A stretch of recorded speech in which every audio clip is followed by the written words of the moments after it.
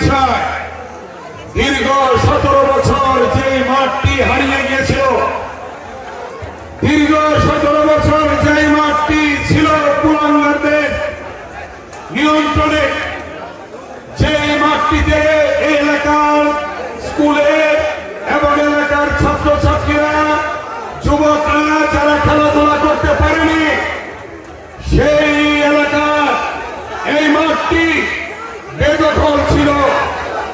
এই মাঠটি বেদখল ছিল।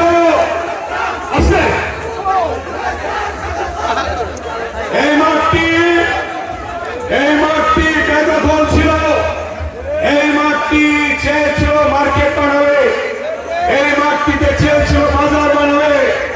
এই এলাকার মধ্যে একমাত্র মাঠ এত ঘনবসতির মধ্যে সৈয়দপুর সরকারি প্রাথমিক বিদ্যালয়ের মাঠ। এই